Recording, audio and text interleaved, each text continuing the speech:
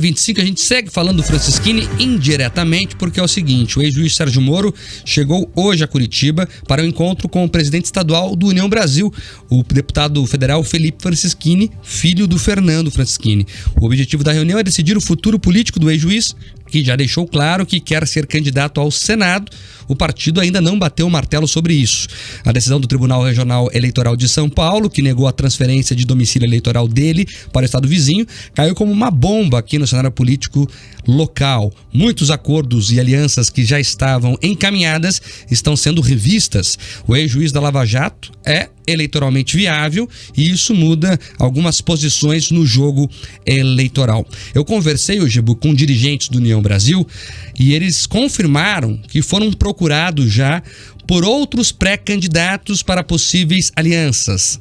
Entre esses pré-candidatos está o senador Álvaro Dias do Podemos, que quer conversar sobre uma possível chapa com o Moro como candidato ao governo, né? O Álvaro, candidato ao governo, e o Moro sendo o senador nessa possível chapa. Setores do PSDB local também deram indicativos que querem dialogar em uma união em torno de César Silvestre Filho, né? E a família Francisquini, que dirige a região do estado, olha como a política é, né?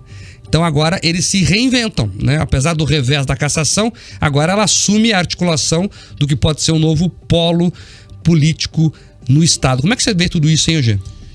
Bem, eu acho que nesse momento há necessidade de profunda cautela. O Fernando Francisquini é um habilidosíssimo comerciante da política.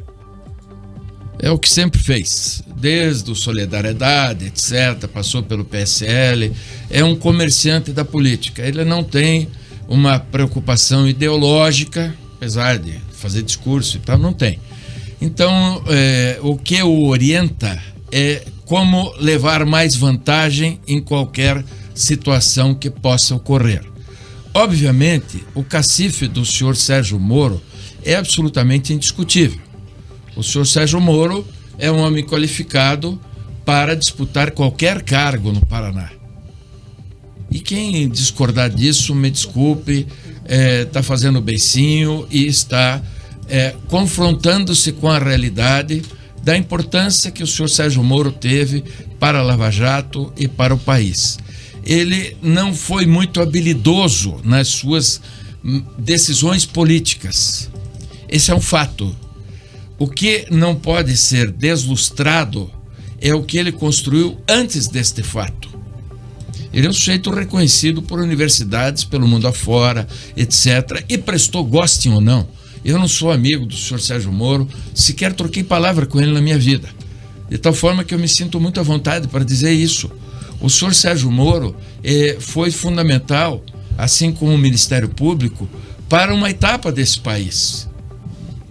Não adianta ficar brabinho, nervosinho, porque em nenhum momento de lá para cá se atribui ao senhor Luiz Inácio Lula da Silva qualquer decisão que lhe oferecesse a sua isenção dos crimes cometidos. Ele não foi inocentado, gostem vocês ou não, ele não foi inocentado.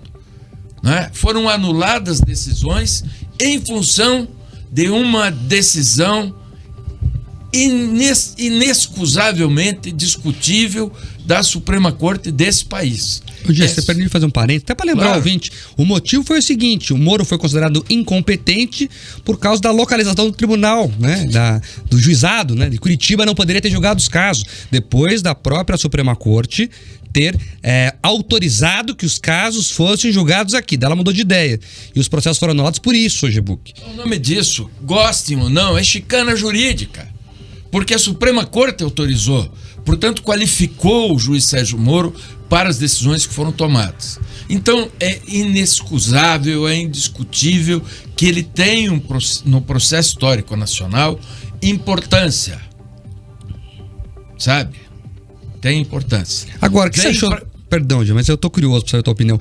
O que você achou do Álvaro? Porque o Álvaro traiu o Moro, isso dito pela própria família do Moro. Agora ele quer voltar a ser governador junto com o Moro. Como é que funciona a cabeça do Álvaro Dias? Bom, a cabeça de político, ela funciona e às vezes eles perdem o raciocínio e tal, porque eles não têm irrigação sanguínea. A irrigação é via água.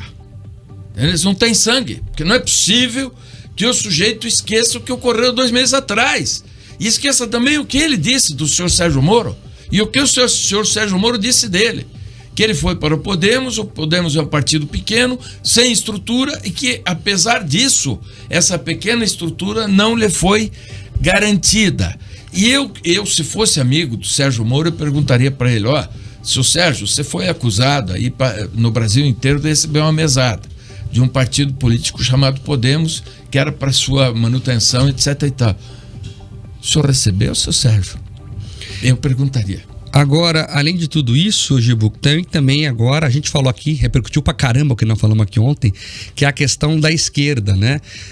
O Gustavo Fruit, inclusive, ontem, o Gibu, que tinha informações de bastidor em primeira mão aqui pro ouvinte do Rick Notícia Opinião, teve uma reunião com o presidente do PT no Paraná.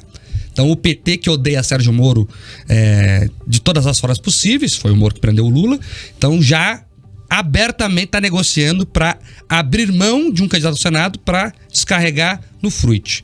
Isso impacta o jogo? Não, porque o Gustavo Fruit não tem densidade maior que o Dr. Rosinha. Talvez a densidade dele seja menor. Por que você está rindo? O Gustavo já foi prefeito de Curitiba, vai. Ele é uma... Ele é o quê? Ele foi uma referência mínima aqui, pelo menos, localmente, na capital. Com todo o Rosinha respeito. Foi deputado federal, com todo respeito, né? Mas ele é menor do que o Fruit, pelo menos na primeira análise. Não é, e eu vou justificar por que não é. Porque não pesa sobre ele uma péssima administração municipal. E contra o Gustavo, que é meu amigo pessoal, por quem eu tenho respeito pessoal, não só ele, a família dele, a senhora irmã dele, por quem eu tenho profundo respeito, a senhora mãe dele, ele se deixou dominar pelo PT e foi um péssimo prefeito municipal. Ele é um homem honesto, probo, e isso é absolutamente indiscutível na minha visão, mas ele foi um mau prefeito de Curitiba. E pesa sobre ele esta ideia, esta imagem que ele vai carregar por esta vida. E não adianta achar ruim, ficar brabinho comigo, ficou brabo, tira a calça, pise forte em cima. Porque é o seguinte, eu estou falando sobre a realidade da história recente da nossa cidade. Só a Dilma Rousseff veio aqui quando o Gustavo Fruit era prefeito de Curitiba, lançou aquele lixo daquela ideia do metrô 4 vezes. Fizeram festa, oba-oba e tal, não fizeram nenhum buraco para pôr uma placa. Não tiraram uma colher de terra para cavar nada, buraco. Sabe?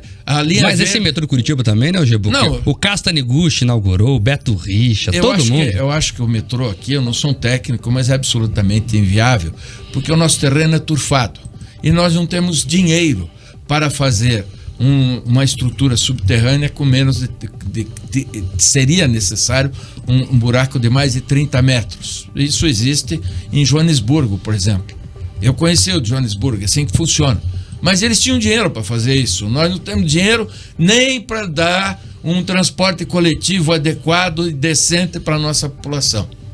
E, Gustavo, toda a amizade que eu tenho por você me permite, com todo respeito, lhe dizer, você é um excelente deputado federal.